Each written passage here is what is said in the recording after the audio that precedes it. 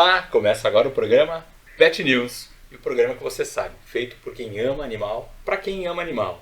E eu, Luiz Henrique, médico veterinário, tenho um compromisso já assumido com vocês de sempre trazer um tema importante para a causa animal, importante para os amantes de animais e tema sempre com muito conteúdo palestrante, olha, é quase uma palestra, mas entrevistado, colega que vai sempre agregar e trazer muito conhecimento para vocês. E hoje, quem está aqui com a gente, comigo, é a doutora Thaís Vasques, médica veterinária, patologista clínica, responsável pelo laboratório São Miguel aqui em Santos, pós-graduanda em hematologia veterinária pela Escola Brasileira de Medicina Veterinária, então tem bastante conhecimento, bastante coisa para discutir, para trazer bastante novidade para a gente. E eu já sempre começo com aquela pergunta, doutora, hematologia, por que hematologia? Como é que chegou a hematologia no seu dia a dia? O que te despertou na hematologia? Primeiramente, boa noite, obrigada pelo convite, estou muito feliz de estar aqui essa noite. Bom, a hematologia, eu sou meio suspeita para falar um pouquinho sobre, porque minha paixão veio desde a graduação. Então, durante a graduação, eu percorri aí alguns caminhos e dentro de todos os caminhos que eu percorri, a parte laboratorial, hematológica, foi a que eu me apaixonei. E inclusive atendimento hematológico também, então voltado para doenças hematológicas, então anemia. Isso que eu já ia aqui, para a turma em casa entender. A hematologia trata o quê? Trata o sangue, né, na verdade, porque assim... As doenças do sangue. As doenças do sangue. Então, assim, as pessoas esquecem que o sangue, ele é também um tecido, né? Então, assim, ele percorre todos os órgãos, né? Então, nada mais espelho, né, que o sangue. Então, ele mostra como o paciente está ali no momento, naquela hora. Então, hemograma, que é o que visualiza as células do sangue, as células sanguíneas, extremamente importante para avaliar o paciente no estado geral, né? Sem dúvida, por isso que eu sempre falo muito dos exames complementares. A gente tem que fazer quando o médico veterinário solicita para a família. Não é por bobeira, não é por luxo, não é para gastar dinheiro, é para complementar um diagnóstico. Com certeza. Né? Muitas vezes a gente acaba direcionando para algum laboratório parceiro por confiança mesmo. Com certeza. E aí eu já vou começar a levantar umas bolas aqui para a doutora colocar o seu ponto de vista como uma técnica, uma responsável técnica de um laboratório. Porque o que acontece hoje? Hoje a gente vive num mundo muito automatizado, né? Tudo está sendo automatizado, mas nada substitui o olho de um patologista, né? Hoje a gente tem máquinas que são muito legais, pequenininhas para você ter numa rotina clínica, mas é importante colocar até para o clínico, tem muitos colegas que acompanham a gente aqui também, que tem sua limitação. Com certeza. Né? Então é importante, acho que a gente frisar isso. Com certeza. Assim, eu acho muito importante em relação à internação, né? Internação, ali o paciente chegou, emergência, acho muito importante, muito legal você ter essa análise rápida, com certeza. Principalmente em relação ao hematócrito, que normalmente ali é o parâmetro para avaliar ali uma necessidade de transfusão ou não. Mas assim, de forma geral, nada substitui o patologista, como você mesmo disse. Porque assim, existem algumas coisas que somente o patologista vai dizer e vai conseguir conduzir a esse caso. Inclusive, eu vi até recentemente uma moça comentando que, assim, às vezes eu tenho uma gota de sangue, eu passo na máquina ou eu faço uma lâmina? Eu faço uma lâmina, porque dá muito mais informação, muito mais informação. A gente consegue direcionar totalmente o diagnóstico e o tratamento somente pela lâmina. Uma gota de sangue. Uma gota de sangue, exatamente. Então, assim, a máquina, ela vai dizer, né, para o veterinário e a pessoa que está ali analisando, em relação ao tamanho daquela célula. Então, nada mais é do que a célula passa, e aí esse tamanho, é muito grande, é um glóbulo branco, é muito pequena, uma plaqueta, uma hemácia. Então, ele vai direcionar. Então, assim, qualquer interferência vai causar essa alteração. Então, agregado plaquetário, né, que é a junção das plaquetas, eles às vezes contabilizam como uma hemácia. Então, por exemplo, quando a gente pensa em gatos, né, os gatos, eles têm a hemácia um pouquinho pequenas, menores que as dos cães. Então, quando a gente faz ali a comparação de plaqueta com hemácia, às vezes a máquina lê a plaqueta como hemácia, enfim, e aí causa uma confusão. Um erro de leitura. Exatamente. E aí, às vezes, a pessoa bate o olho e fala, meu Deus, tá com a plaqueta baixa, e às vezes não tá com a plaqueta baixa. E aí o diferencial disso vai ser feito No olho. No olho, exatamente. Aí na lâmina a gente consegue ver se tem a presença de agregado, né? A gente consegue ver ali a morfologia das hemácias, a gente consegue ver o tamanho das hemácias. De fato, tá aumentado esse tamanho, esse VGM, né? Que a gente fala que é o volume globular médio. Então, é somente o patologista que vai conseguir conduzir aí esse diagnóstico. Aí é uma importância bastante marcante e bastante necessária. Então, realmente, quando a gente pede... Com certeza, né? Com certeza. Temos um problema hoje em dia. Toda anemia na cabeça das famílias é causada por doença do carrapato. E não. Né? A gente tem várias causas aí de doenças que levam à anemia e vários tratamentos diferentes. Com certeza. A anemia, ela que nem eu sempre falo, a anemia não é uma doença, né? Ela é um sintoma de uma doença. Então, assim, os veterinários, principalmente anemia e plaqueta baixa, né? Trombocitopenia, eles sempre pensam em doença do carrapato. Então, o que é a doença do carrapato? Nada mais é do que se chama doença do carrapato, porque é um conjunto, né, de doenças que são causadas e transmitidas pelo carrapato. Então, o que acontece? A gente tem várias doenças do carrapato, então Ehrlichia, Babesia, Anaplasma, e a gente pode ir muito longe, mas a gente tem que analisar esse tipo de anemia. Então, voltado agora um pouquinho mais para os veterinários, mas assim, classificar essa anemia, o quanto grave ela é, se ela é leve, se ela é moderada, se ela é grave, de quanto em quanto tempo esse hematócrito tá caindo, não tá, principalmente uma coisa básica que poucas pessoas sabem e fazem, classificar essa anemia, uma anemia macrocítica, uma anemia microcítica, uma anemia normocítica, tamanho das hemácias. Quando tem a leitura do patologista, vem na observação. Vem na observação, exatamente. Porque o volume globular médio é uma média dessas hemácias. Sim. Então, assim, se todas estiverem aumentadas, vai dar aumentada. Se umas estiverem aumentadas, outra não, vai dar normal. Então, pode ser que seja normal, mas aí o patologista vai descrever, olha, presença de hemácias macrocíticas, desculpa.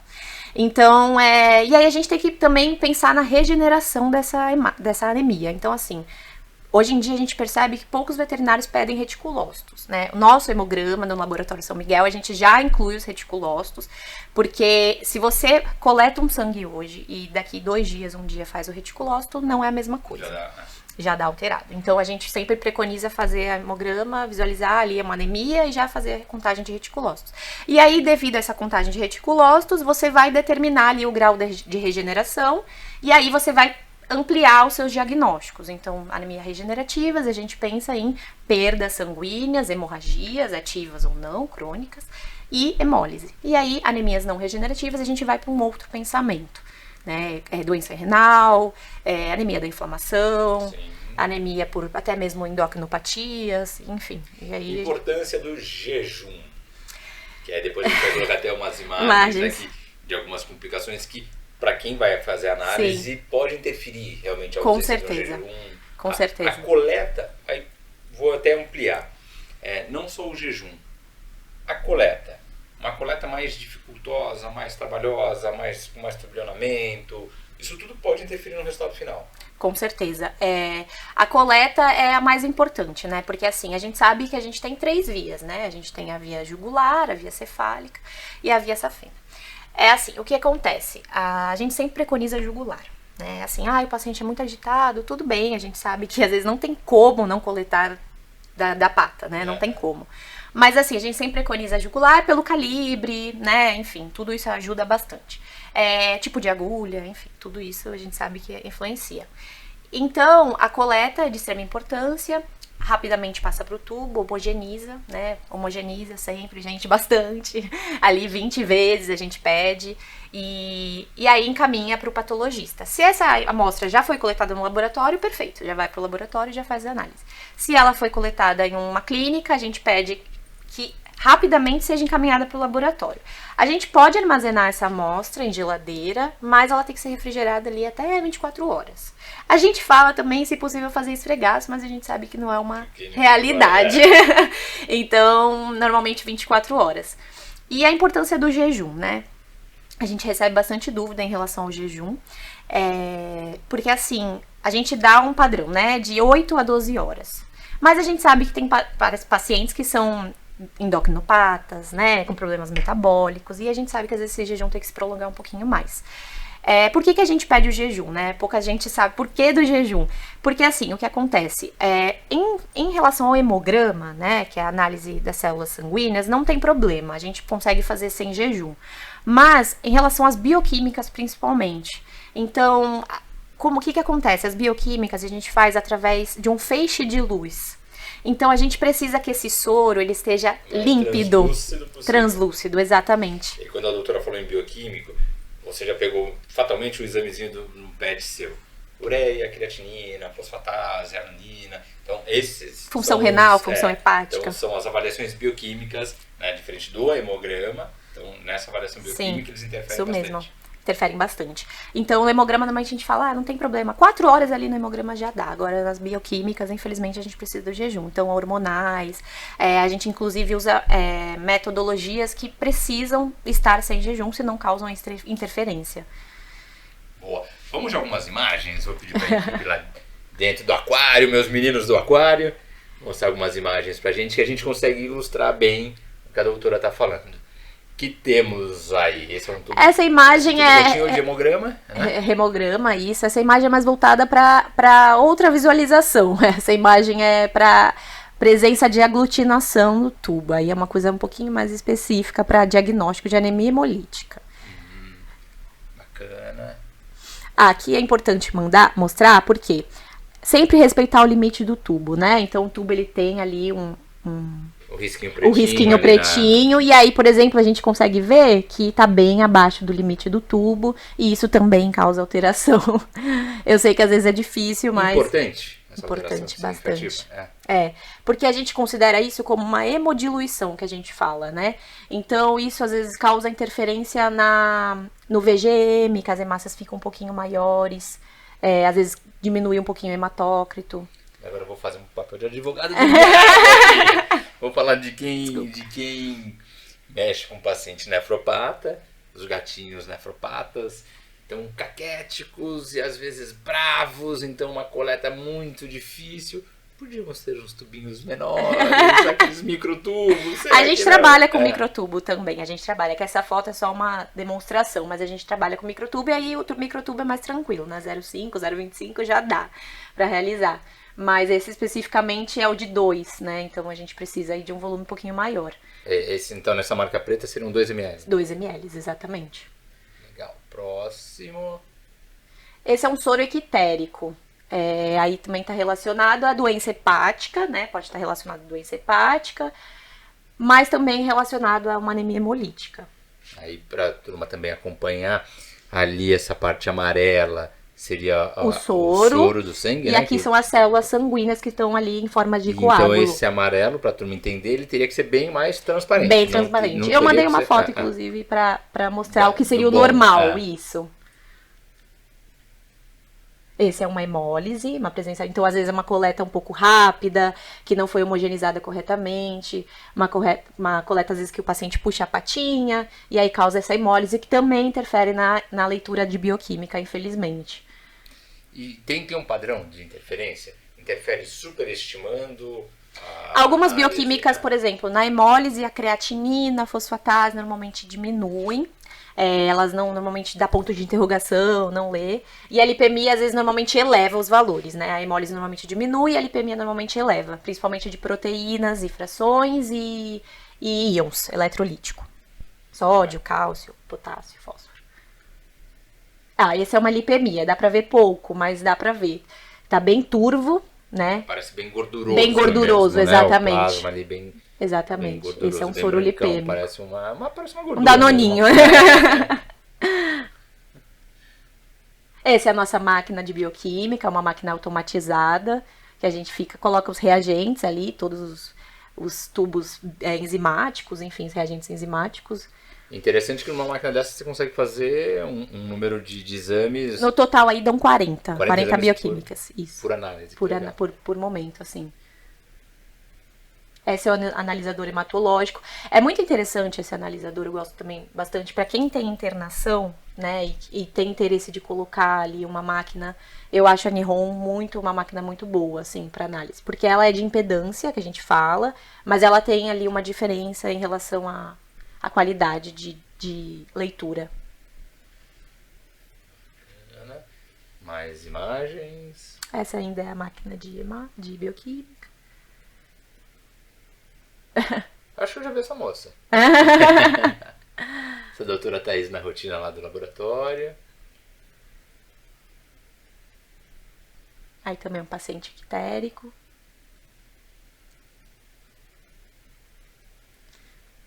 Aí presença de aglutinação microscópica. Aquela primeira foto que apareceu macroaglutinação, essa é uma microaglutinação. É Exatamente. Boa! Rápida, pô! Pedrão, show, Pedrão! Volta lá, Pedrão, aqui. Isso. Isso aqui que é bacana também, importante falar. Isso a máquina por si só não leria. Não leria. Ela leria normalmente essas células como agregados, enfim, outro tipo de leitura. Isso é uma aglutinação, né? Aqui as hemácias elas teriam que estar separadas. Essas aqui são as hemácias. E elas teriam que estar todas livres. Elas estão todas aglutinadas. Né? Mas o destaque aqui é uma foto de microscópio. De microscópio, de lâmina. Exatamente. Bacana. Aqui a gente tem, né, hemácias macrocíticas, que foi o que eu comentei no início, hemácias grandes. Essas hemácias menorzinhas a gente chama de esferócitos. E aqui a gente tem uma presença de anisocitose. O que é uma anisocitose? É uma variação de tamanho nas hemácias. Então a gente consegue ver hemácias de vários tamanhos e de várias colorações, né? A gente consegue ver hemácias mais roxinhas, mais rosinhas. E aí a famosa anisocitose e policromasia. Eu vou aproveitar essa imagem, porque já me veio uma situação que a gente está vivendo muito nesse momento. Os casos de dengue bombando, então a gente sabe aí o Aedes aegypti aí bombando, o Culex bombando também, então os mosquitos bombando, a gente precisa fazer a nossa parte em casa, não deixar água em vaso, enfim, tudo que todo mundo já está cansado de saber, mas que não faz, né? Então, não deixar ter criatório dos mosquitos para que eles não coloquem ovos. O Aedes pode transmitir dirofilariose, as hemoparasitoses.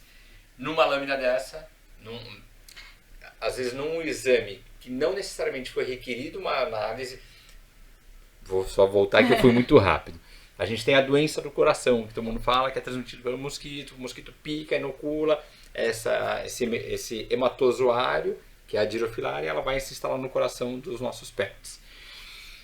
Numa máquina você não tem condição de ver. Não, a gente vê em lâmina. E às vezes até um achado acidental. Acidental, exato. Então isso é muito bacana, por isso que eu vou continuar reforçando aqui a importância do patologista. Muito importante. Porque eu já tive diagnóstico acidental.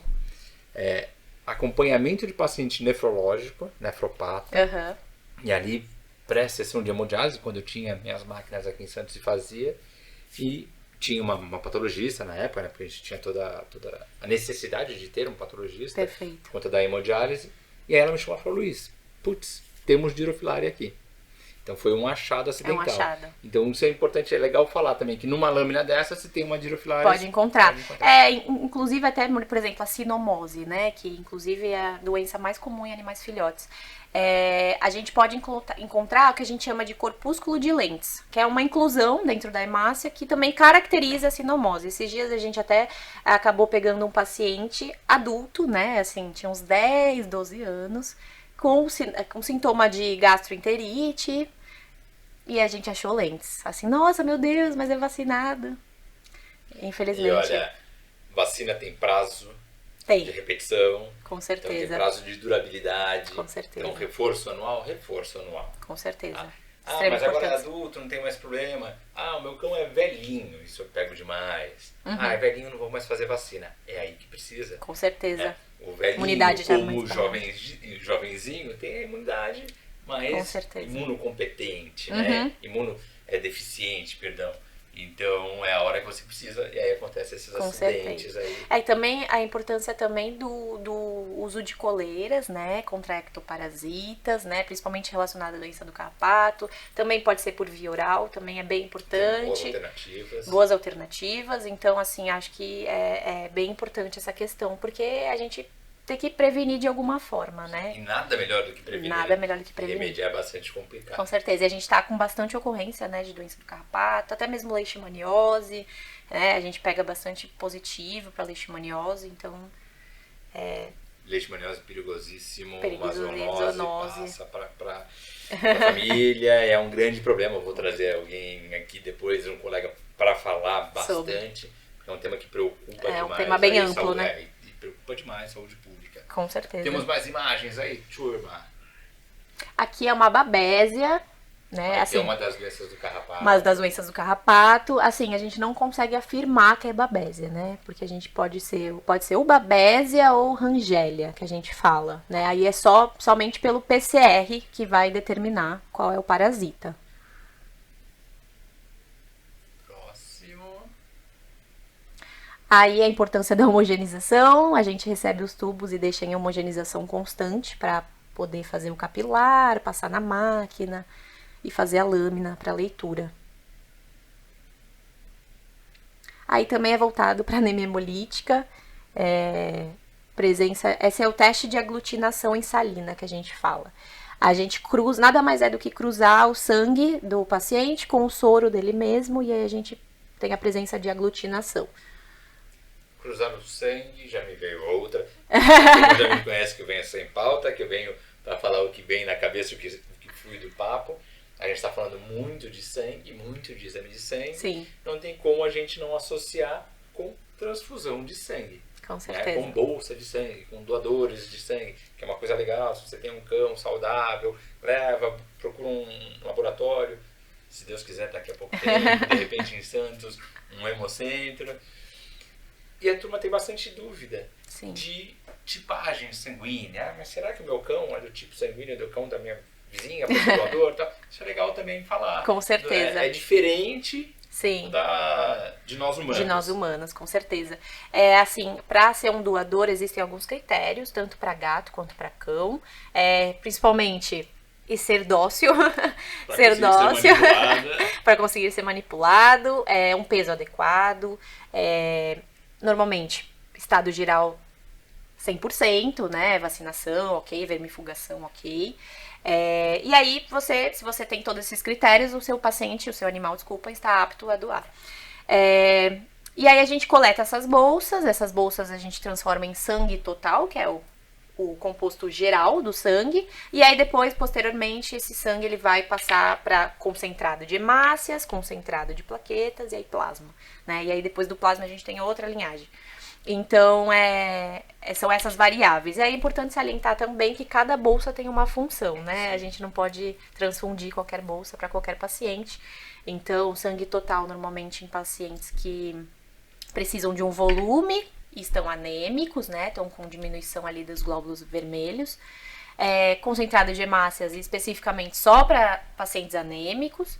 E a transfusão de plaquetas ainda é um pouco controversa, assim. Tem a relação terapêutica, mas também ela não é muito utilizada na rotina, assim. E sempre respeitando a espécie. Sempre respeitando a espécie. Nunca fazer com certeza.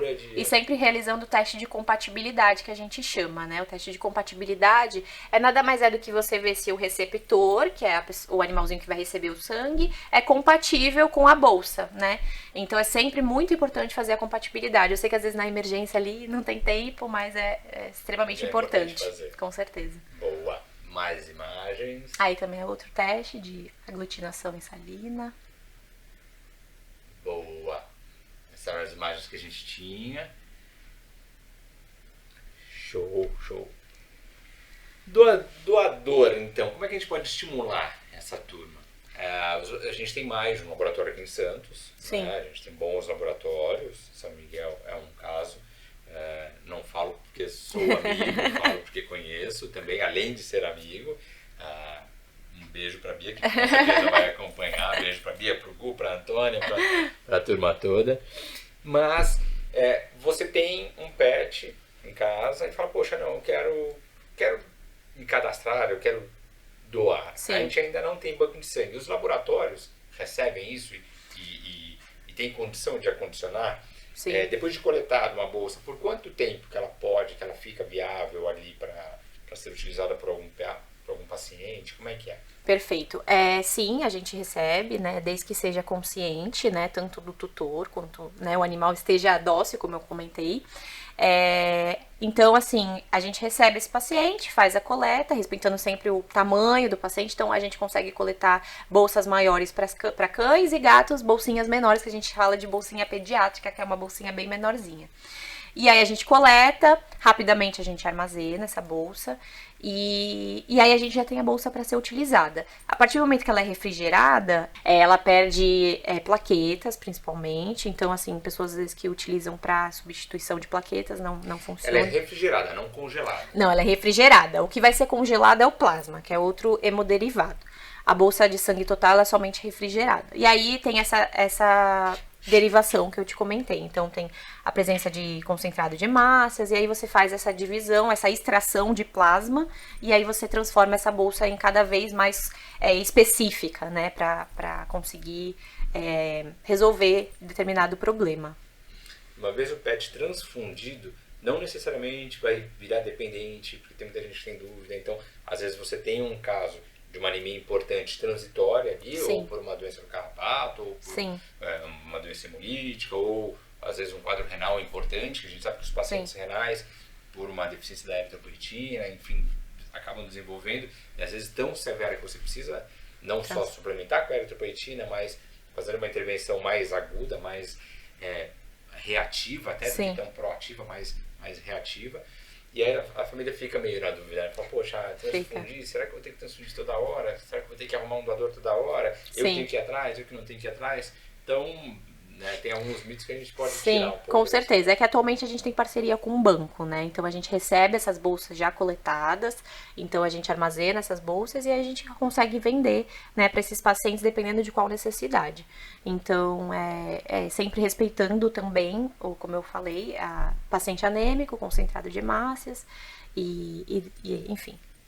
E na patologia clínica, volta a sempre bater a importância dos exames. Hoje a gente faz os colesteróis, as enzimas pancreáticas, os exames hormonais, isso tudo está no escopo da patologia clínica. Tá, todos os exames.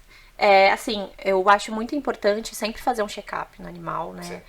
Tem que virar rotina. Tem que virar rotina. É que nem nós, né? Nós pelo menos humanos. uma vez por ano, faz um check-up. Se já é um paciente sabidamente doente, você até diminui esse intervalo. Exato. Mas uma vez por ano, a medicina preventiva.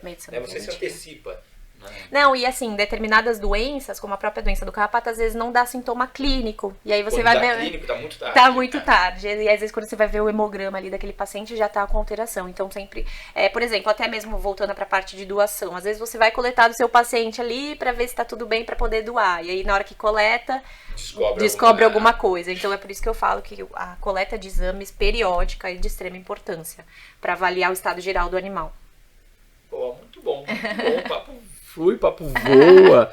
Papo voa. Mais alguma dica para essa turma que tem pet em casa?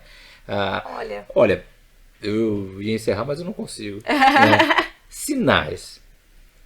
A gente falou que a anemia, ela não é uma doença, ela é um sintoma. Sim. Mas ela dá algum sinal clínico também. Como é que a família pode notar ou desconfiar ou provocar o seu médico veterinário que, olha, eu acho que não está normal isso, aquilo. A pessoa pensa em anemia, pensa em fraqueza absoluta ou tem que estar totalmente branco. Sim, né? Não necessariamente, né? Quando a gente pensa, por exemplo, em doença do carrapato, voltando novamente, pode dar prostração, o animal fica mais quietinho, perda de apetite, né? Que também já é um pontinho que liga a luz.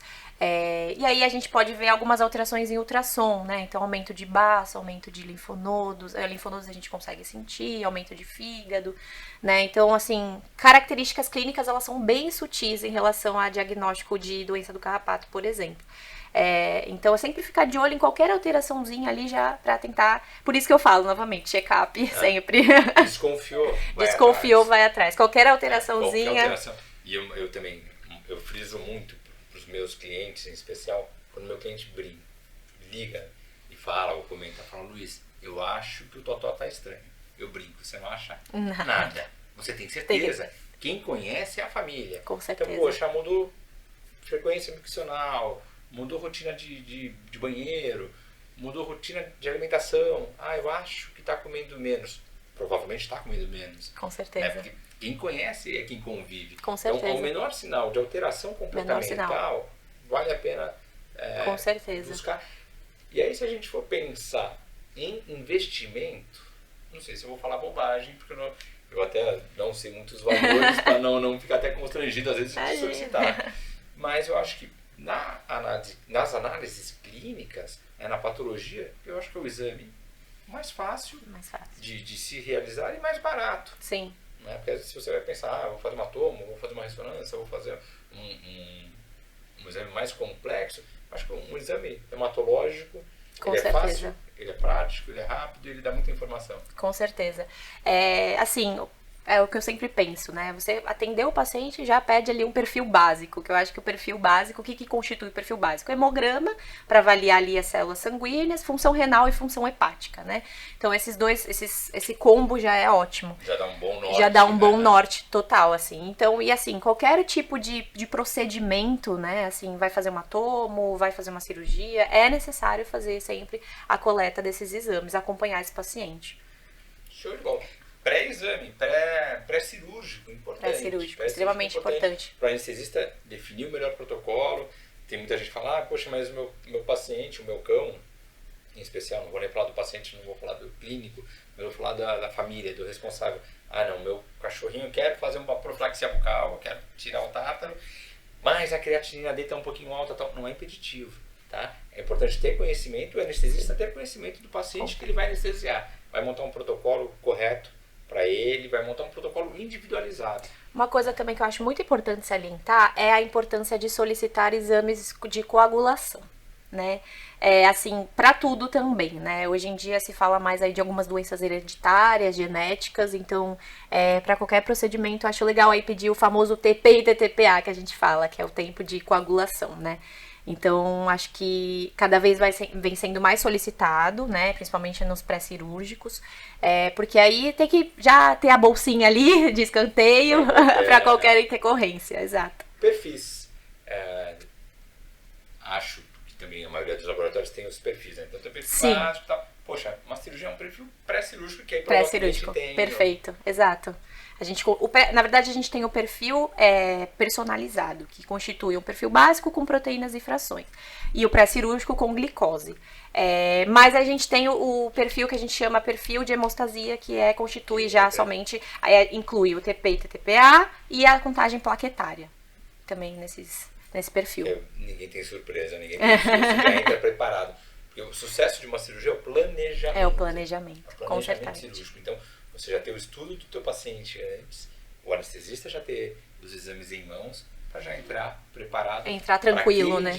Com certeza. Então, qualquer intercorrência, você já vai saber mais ou menos como agir, já vai estar preparado. Você já entra numa guerra com as armas necessárias. Esses dias a gente até recebeu uma amostra de TP e TTPA que estava bem alargado, assim, o valor estava bem aumentado, e o paciente ia fazer somente uma castração, então já ficar ali um pontinho de exclamação, né? E nunca é somente. E nunca é somente, exato. Tudo pode ter interferência, ter intercorrência. O importante é ter pessoas habilitadas, hábeis, confiantes, para corrigir qualquer intercorrência aí no decorrer de um procedimento. Perfeito. Doutora, um bate-papo que voou. Voou. Nem viu o tempo passar. Foi ótimo. Eu acho que um bate-papo muito ilustrativo, elucidativo, de fato. Então, pegou seu pet, viu aquela gengiva, aquela coisa feia, amarelo. Acho que o olhinho está mais amarelo. Não acha, tem certeza, vai atrás. Exato. Pede para o seu médico veterinário. Então, isso não é normal. Não é normal. Não é normal, nunca. Tem que ser rosinha, tem que ser bonitinho, tem que ter aquela cor saudável. Se também não for saudável, se não for rosinha, desculpa. Se tiver um pouquinho mais esbranquiçada também, já liga o alerta. Então, era isso que eu ia falar. Então, é um rosinha, é um normal. Tal. Fugiu do padrão dele. Com certeza. Eu acho que está um pouquinho mais branca. Corre, exato. Porque, por vezes, você diagnosticando uma anemia precocemente, não precisa nem de transfusão. Exato. Às vezes, com um medicamento, com uma série de intervenções, você consegue reverter. Com certeza. Agora, quanto mais tarde, maiores são as chances de precisar de uma transfusão de sangue. Com certeza. Né? Maiores são as chances de você, sendo voltado a falar da doença do carrapato, e você ter uma agudização, uma injúria renal aguda por causa da doença do carrapato. Às vezes, quando vai ver, já está bem. Exato. Então, o diagnóstico precoce sempre vale. Então, viu uma gengiva daquela, não é normal. pegou um olho, tá ficando, eu acho que tá mais amarelado, vai ver. Ou acho que tá mais branquinho, acho que tá um pouco mais paradinho, acho que tá um pouquinho mais frio. Com certeza. A orelhinha, até a barriguinha, o tudo. pessoal percebe, né? Em gato, normalmente, ele fala, olha, bebi água ali, não tá bebendo mais, foi pra outro lugar. Então, são coisas muito, muito sutis, né? E uma coisa que você perguntou, que se eu tinha algum recado pra dar, eu acho que o que é importante falar é que, assim, o patologista é amigo, a gente tá pra ajudar, auxiliar. A função do patologista é auxiliar no diagnóstico. Então, assim, às vezes, meu Deus, tá na correria do dia a dia, o clínico, às vezes, né, tem tanta coisa na cabeça, e o patologista tá lá, pô, me ajuda, manda o hemograma. E vai ajudar numa interpretação. Com certeza, com certeza. Poxa, doutora, tô com dúvida, deu IgG, IgM positivo, meu Deus, o que eu faço? Então, o patologista é amigo, manda mensagem, a gente responde, a gente conversa, a gente liga, a gente conversa. Essa troca É fundamental. No sucesso. Com certeza. O sucesso do diagnóstico.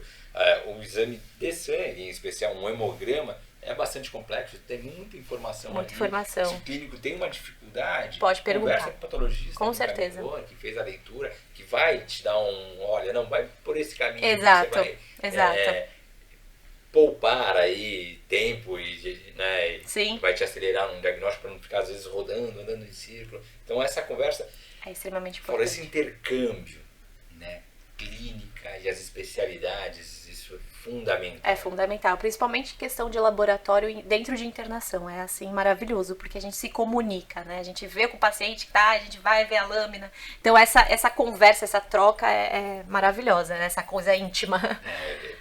E agrega. Agrega, com certeza. Eu venho de um tempinho, fiz faculdade na década de 90, estou formado há 24 anos. Uhum.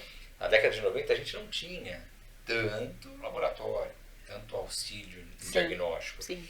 E a gente ouvia muito, e eu escuto ainda, falar, poxa, mas antigamente a gente não precisava fazer tanto exame, e o clínico descobria, e o clínico tratava. Não é bem verdade. Né? Na década de 90, um cachorrinho com 12 anos era, um cachorro com 12 anos. Sim. Hoje a gente tem cachorro com 22 Sim. anos. Sim. Né? Então, 12 anos eles estão bombando, estão na flor da idade, aí estão super Sim. bem. Então, por conta de um diagnóstico precoce, por conta dos exames periódicos também. Exames periódicos, você tem uma longevidade muito maior desse PET. Sim. Tá? Então, esse conceito que muita gente às vezes tem, falar, poxa, o veterinário que pede muito exame não sabe nada. Não é verdade. Não é verdade. Ele quer realmente te fechar um diagnóstico, parar, porque também aquele que entra com tudo, eu entro com... porque assim, o clínico sozinho não consegue, precisa dos exames, precisa, não tem como. É um auxílio de diagnóstico. O patologista é amigo, aquela coisa, vou puxar para a pele também, que é a outra especialidade que eu tenho. Então, pega aquelas receitas com antifúngico, antibiótico, antialérgico, anti-tudo. Você fala, tudo bem, tratou. O que tratou? Sim. E tratou, e o fígado como é que tá agora? Sim. Calma aí, então pera lá. Então, se você tem uma lâmina, se você faz um raspado, se você faz uma histologia, você vai ter um diagnóstico muito mais acurado, muito mais correto. Com certeza. Então, eu gosto muito de frisar isso, porque às vezes eu escuto. E aí eu faço comparativo. Falo, poxa, realmente, na década de 90 não se tinha esse aporte todo. Sim. A gente tinha até menos drogas medicamentosas, né? Menos medicamentos. Então, menos mudou. estudos também, né? É outra medicina humana, é outra medicina veterinária. Então, bobagem nossa não acompanhar. Tolice de quem não acreditar. Com certeza. Né? Então, quando pede exame, não é porque o veterinário não sabe não, o que é. Não é. Ele só quer realmente, às vezes, ter a direcionar. certificação e falar, olha, tá aqui a constatação e a comprovação. Com certeza, com certeza. Acho que é totalmente o que você falou. É que nem nós humanos, né? Antigamente existia até uma longevidade até determinada idade e os animais acompanham a gente nessa questão. Então, hoje em dia a medicina veterinária avançou demais, né? Então, medicina transfusional. Então, assim, a gente tem muita evolução em vários campos na medicina veterinária e a patologia é uma delas, né? Então, a patologia, ela é um mundo interno ali, quem vive no laboratório sabe, é rotina, não tem como. É todo dia a mesma coisa, mas é um mundo fascinante, assim, e para quem vive é um mundo fascinante, e é isso, né, conversar, perguntar, não ter vergonha de perguntar. Sim. Porque a gente sabe que a correria do dia a dia às vezes dificulta mesmo fazer pesquisas, enfim, e a gente tá lá para ajudar mesmo, auxiliar mesmo no diagnóstico. Sensacional, sensacional. Já interrompi o programa falando que ia acabar já umas 3 vezes, mas agora sim, foi muito bom. Obrigada pelo convite. Obrigado por ter vindo. Imagina. Vamos pensar em mais temas aí dentro da certeza. patologia, pegar algumas doenças específicas. E aí, se for falar de doenças específicas, eu já vou puxar também a brasa para minha sardinha. Falar de nefrologia, não dá para falar em nefrologia sem exames. Não dá para falar em hemodiálise, que todo mundo quer muito. Eu quero fazer hemodiálise, sim. Calma. Vamos ver, é indicado, não é indicado, é necessário agora? E quem mostra isso são os exames pra gente. Então, a patologia clínica vem, de fato, para agregar muito na rotina, no diagnóstico e no tratamento. Foi um bate-papo. Com certeza. Obrigada pelo convite, muito feliz. Então já tá aqui, ó, já tá lançado aqui. E também a gente vai combinar, vou combinar com a turma lá, minha turma do aquário, de repente, pra gente e um dia mostrar a rotina de um laboratório. Que a gente viu o maquinário, que é top. Já recebi um positivo, positivo. Acho que a molecada tá doida pra sair da aquário e eles querem rodar aí. Fazer as externas. Mas mostrar a rotina do laboratório. Sim, é legal, acho legal, também, acho ótimo. Bacana. Bem então, bacana. Já fica a ideia. Já fica a ideia pra vocês. Ideia lançada. E é isso, turma. Olha, esse foi o Pet News de hoje. Sempre um papo muito agregador e é o compromisso mesmo que eu tenho é trazer papo com conteúdo, programa gostoso, um papo técnico, mas que ficou leve, que voou aqui sem problema pra caramba. Já começa a estourar o tempo, o prédio fecha, expulsam a gente aqui. Mas é isso. Agradeço a audiência de vocês. Você que tem acompanhado, curte, compartilha, chama a avó, chama a tia, manda para quem gosta de pet, manda para quem não gosta de pet para aprender a gostar, para aprender a respeitar. Adotar um pet. Adotar é tudo de bom, só faz bem. E, poxa, interaja com a gente, manda aí sugestão de pauta, dica, o que vocês querem ver, quem vocês querem ver aqui com a gente batendo esse papo. Pra gente é muito bom, a gente só vai aí crescer junto. Agradeço demais a audiência de vocês, a paciência de vocês. Uma ótima semana para todos. Fiquem com Deus. Até o próximo Pet News. Beijo, fiquem com Deus.